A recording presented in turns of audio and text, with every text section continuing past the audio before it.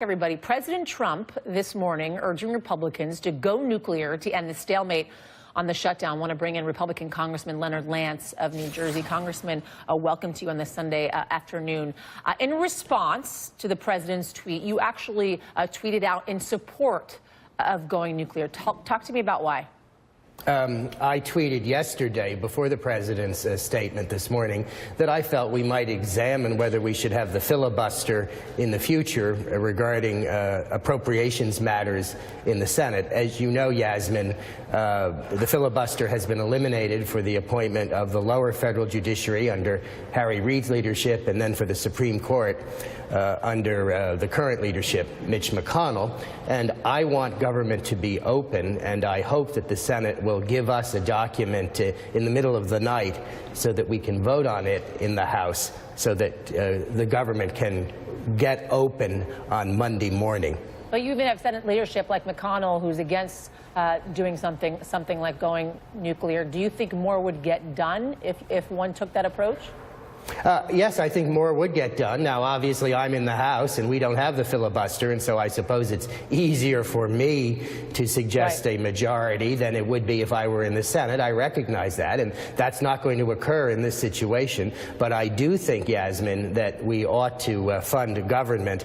I was opposed to the shutdown in 2013. I'm a Republican, and I was opposed to the shutdown when Barack Obama was president, and I was one of those who opened up the government, and I don't favor a shutdown now that Donald Trump is president. I don't think this should be a blame game. I think that we should work in a bipartisan capacity to move the nation forward and certainly to open up the government. Well, talk to me about your thoughts on the president's involvement or lack thereof, however you see it, with regards to these negotiations and getting out of a shutdown.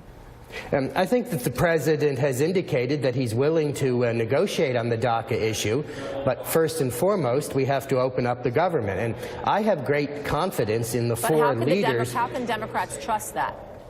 I mean, there's obviously a lack of trust, not only from the Democratic Party, but also from within the Republican Party. Lindsey Graham talking about that on camera to a press gaggle just a couple of hours ago.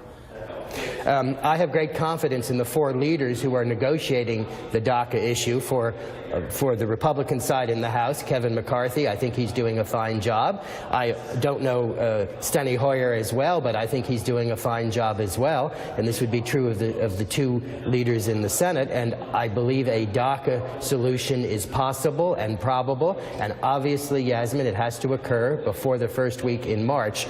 But first and foremost, in my opinion, we have to open government, and we should do that tonight. But again, Congressman, I ask, how do you establish trust amongst the Democratic Party so that they come to the table on something here with regards to DACA? How can they trust something will get done with regards to DACA? We have a time frame, and the president has indicated that he wants the Congress to act legally, statutorily within that time frame, and that is the way to proceed. The president has given us 6 months in this regard.